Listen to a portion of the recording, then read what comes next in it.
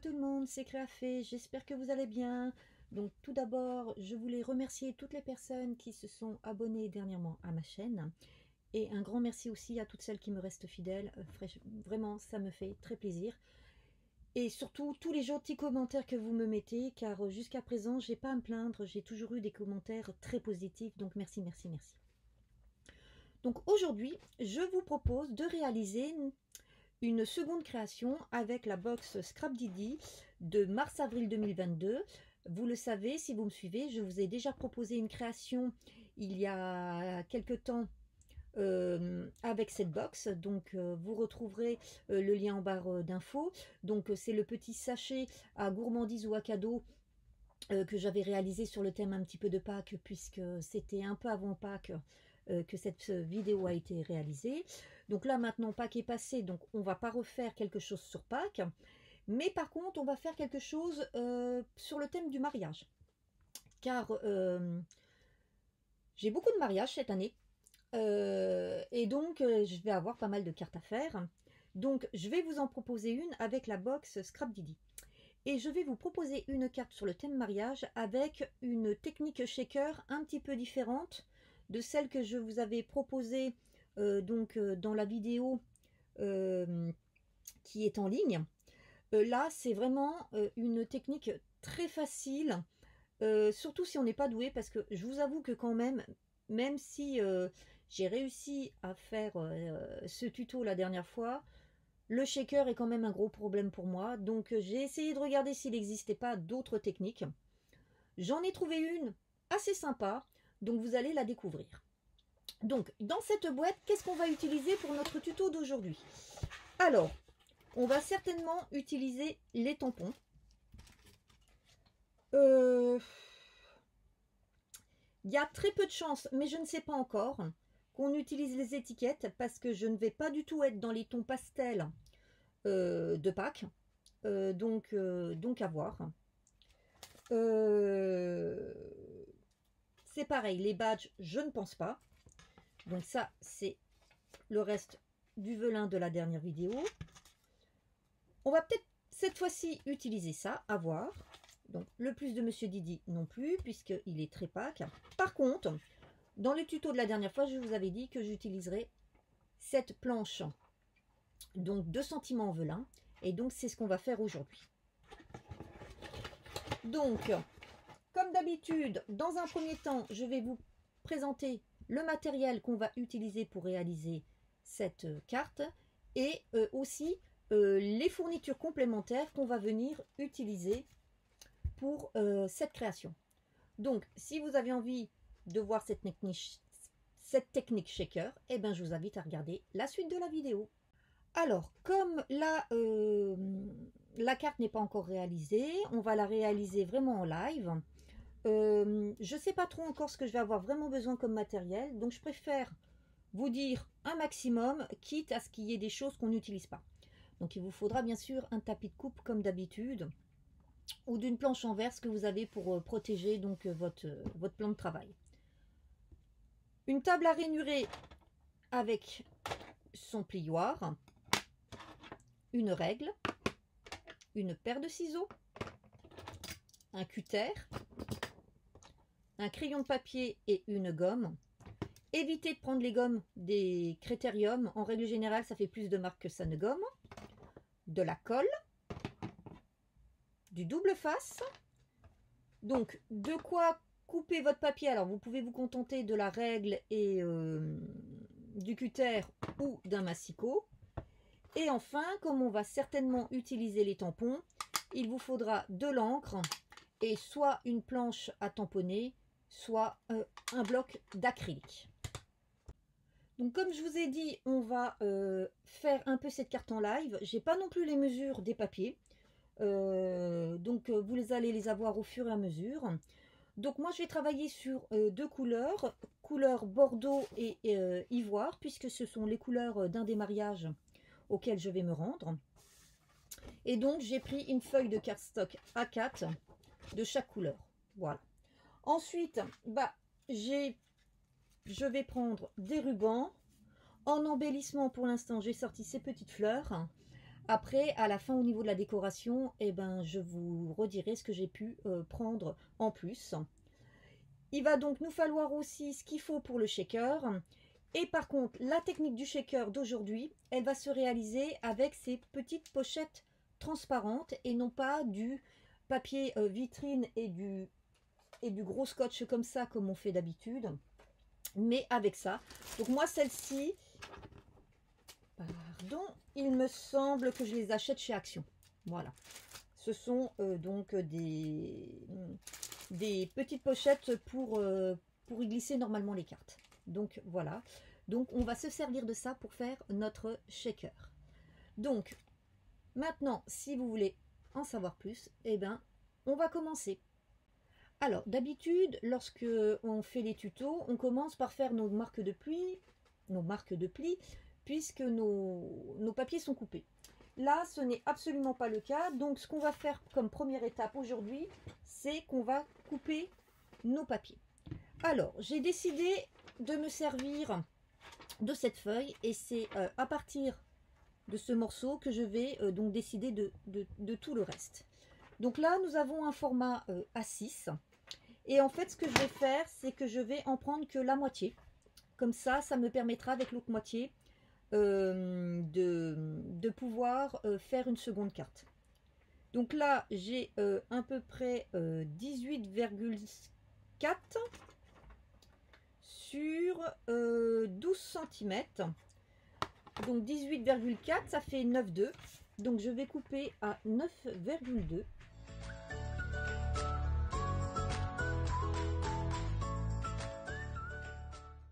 Et donc voici ce que j'obtiens.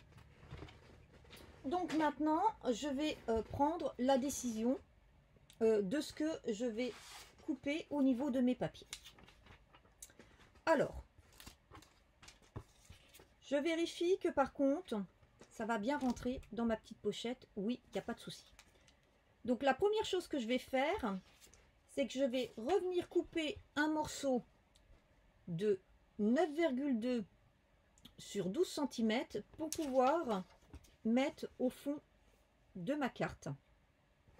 Voilà, derrière mon velin, pour que justement celui-ci devienne rigide.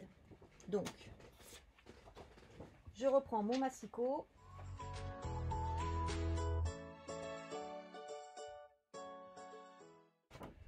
Ensuite, je vais donc décider, voilà, je vais prendre comme ceci. Je vais donc décider de la largeur et de la hauteur de ma carte. Alors, ça serait bien que je mette autour au moins un espace d'1,5 cm. Donc, ça veut dire 3 de chaque côté. Donc là, donc 9,2 plus 3, ça fait 12,2. 12,2 sur 15. Sachant que je veux une carte qui se plie, donc ça me fait du 24,4 sur 15.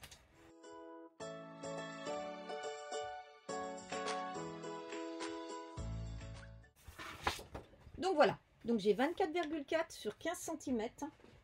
Et donc ce 24,4, eh ben, je vais venir le plier en deux.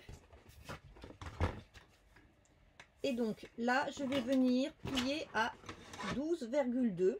Si vous n'avez pas de table à ranurer comme moi qui permet d'aller au millimètre, vous prenez votre carte et vous la pliez en deux comme ceci. Voilà.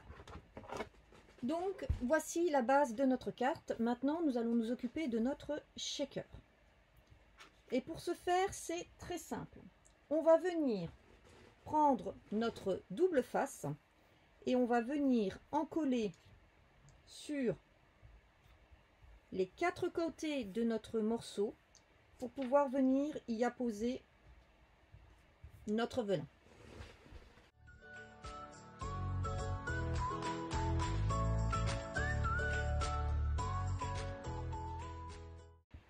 Alors, on retire que 3 des côtés. Je vais vous expliquer pourquoi.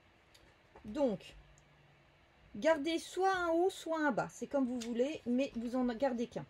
Première chose qu'on va faire, c'est déjà, on va bien aligner.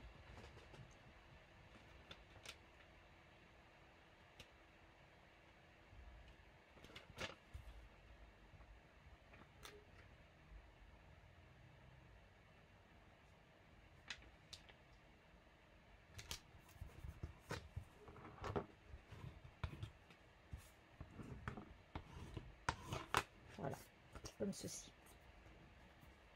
Voyez. Et là, ce qu'on va faire, c'est qu'on va déjà mettre aussi en dessous des petites choses du shaker. Donc, je prépare mon petit mélange et je reviens. Alors, n'ayant pas de petites choses en couleur bordeaux pour faire mon shaker, je vais travailler avec plutôt du doré, un peu de blanc et quelque chose qui ressemble à du beige ivoire. Voilà.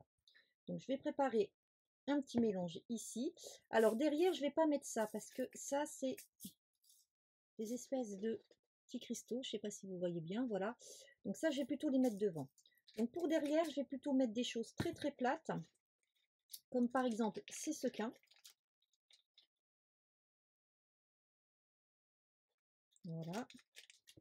Un petit peu de paillettes.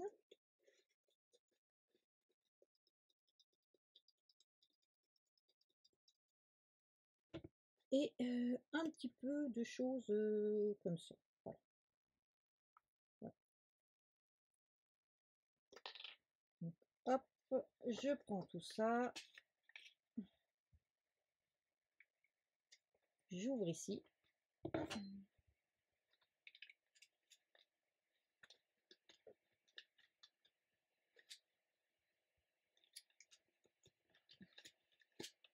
Alors, bon, on va déjà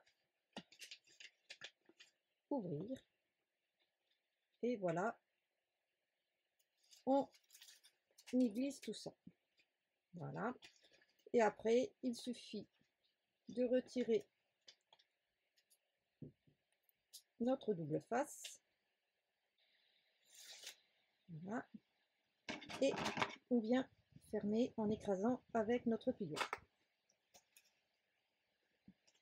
Vous voyez, on en a déjà un petit peu derrière. Alors avec la lumière, je ne sais pas si vous voyez trop, mais voilà.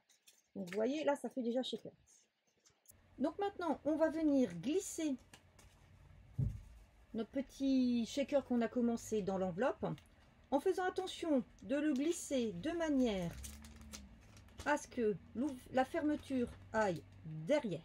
Alors, ne vous inquiétez pas, c'est plus grand, mais on va faire en sorte que ça ne se voit pas. Donc maintenant, on va préparer de nouveau un mélange shaker.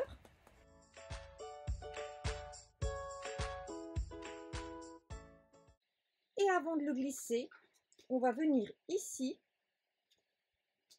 rabattre de manière à ce que quand on rentrera notre shaker, il n'aille pas se mettre derrière. Donc pour ce faire, c'est tout simple. On va prendre du scotch double face que l'on va mettre donc ici.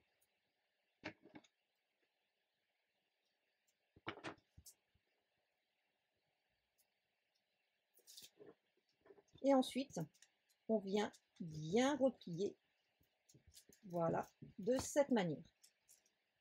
Voilà. Et maintenant, comme j'ai bien replié derrière, je vais pouvoir y glisser, oups là, mon mélange shaker devant.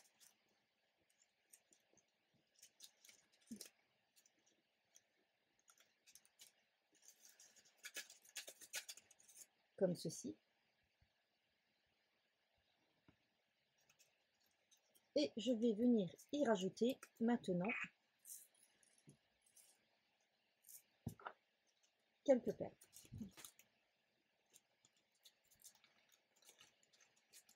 Voilà.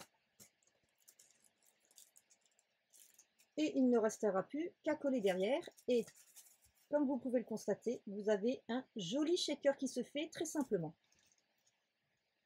Donc, je retire ici cette pellicule. Et pareil, je viens remettre du double face.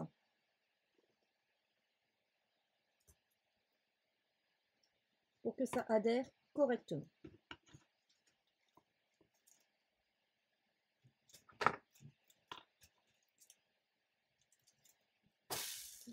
Là, et je fais des bêtises. Donc fermez toujours vos sachets avant de continuer. Voilà. Donc je nettoie et je reviens vers vous. Donc me revoici. Voilà, j'ai réparé toutes mes petites bêtises et vous voyez, notre shaker fonctionne impeccablement. Donc pour les personnes qui ne sont pas à l'aise sur la technique shaker traditionnelle, un peu comme moi, eh ben, utilisez cette technique, sachant que au niveau de ces pochettes, vous en trouvez des beaucoup plus grandes. Vous pouvez le constater, moi je trouve aussi celles-ci dans une petite fortune près de chez moi, donc elles sont un tout petit peu plus larges et surtout beaucoup plus grandes.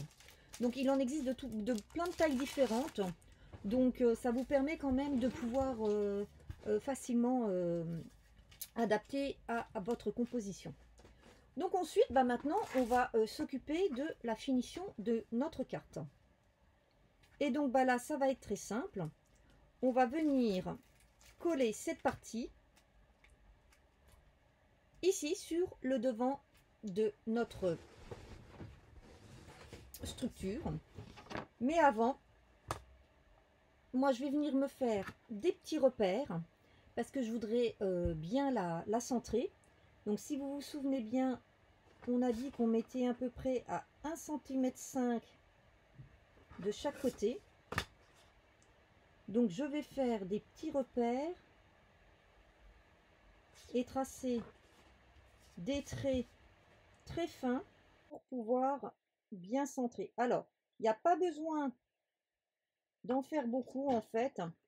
Il faut que vous fassiez sur un côté, donc gauche ou droite, et en haut ou bas, de manière à ce que vous vous mettez bien dans l'angle et vous suivez les deux lignes. Et à ce moment-là, vous êtes bien centré.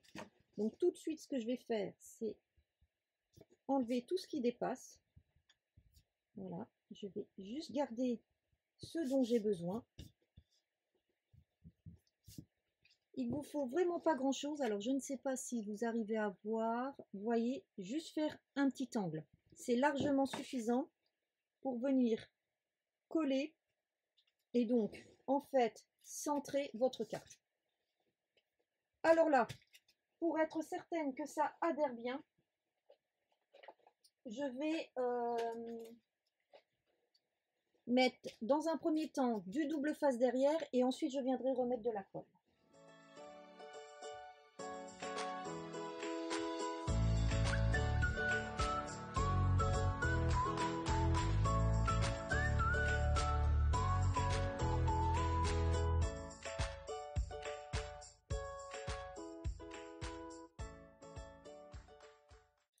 Et je viens m'aligner au niveau de mon angle pour mon collage et j'appuie. Et voici donc notre résultat. Donc, comme vous le constatez, voilà, nous avons réussi à réaliser une carte shaker très simplement avec très peu de choses et qui fonctionne très très bien en format shaker. Donc maintenant, je vais procéder à la finalisation de ma carte avec sa décoration. Et comme d'habitude, je vais le faire hors caméra pour que la vidéo ne prenne pas trop de temps et je vous explique ce que j'aurai fait. À tout de suite. Donc voici notre résultat final. Voilà, donc bien notre shaker. Hein. Je suis juste venue ici faire un double nœud donc dans les tons ivoire et bordeaux et j'ai rajouté deux petites fleurs, vous savez, ces petites fleurs de mariage. Et donc à l'intérieur, je suis venue compléter avec pas mal de choses de chez Scrap Didi. Donc je suis venue faire un embossage à chaud doré avec deux des tampons donc de la box, donc celui-ci et celui-ci. Ensuite j'ai refait un tamponnage avec celui-ci en doré où je suis venue détourer uniquement la fleur, vous voyez. Après ici au niveau de ces dies, donc ce sont des dies de chez Scrap Didi, que j'avais eu dans une autre box et dans le calendrier de l'Avent. Donc je suis venue faire un petit feuillage. Et ce que j'ai fait, c'est que j'avais fait un test d'embossage. Et donc j'ai fait mes découpes dans ce test. Alors je ne sais pas si vous voyez, mais en fait, il y a du foil sur mes découpes. Et idem pour l'ivoire, en fait, j'ai fait en partie mes découpes dans le reste du tampon où j'ai été détourée. Et donc de cette manière, il y a des petits filaments dorés en fait sur les petites découpes. Pour finir, au niveau des produits de chez Scrap Didi, donc de la box, donc je suis venue mettre en bas un des petits mots en carton bois. Donc je suis venue mettre ces instants qui rendent la vie plus belle. Bah, bien sûr, hein, normalement le mariage est censé rendre la vie plus belle. Et j'ai rajouté donc une petite découpe avec un petit tamponnage couleur dorée. Mais alors là par contre ce n'est pas du Scrap Didi, c'est du Stampin' Up, où il est écrit: vous avez trouvé un bonheur si précieux, celui d'être ensemble, félicitations. Voilà. Donc ce que je ferai, c'est que je vais faire ici une forme découpée où je pourrai venir écrire mon texte de félicitations et que je viendrai ensuite coller, parce que il est clair que sur le shaker c'est un peu compliqué de coller. Ce qu'il aurait fallu, il aurait fallu que je fasse ça du côté où il y a le shaker, mais il aurait fallu que je le prépare avant de coller mon shaker, parce que aller tamponner alors que vous avez une épaisseur en dessous, je ne sais pas si vous avez une technique, mais je suis preneuse. Donc voilà, donc j'espère que ce petit projet vous a plu. Donc bah, maintenant j'attends la nouvelle box, celle de mai-juin, pour voir ce qui nous attend. Et donc à ce moment-là, j'espère pouvoir vous proposer d'autres petites créations. Je vous souhaite une bonne journée et puis je vous dis à bientôt. Bye bye.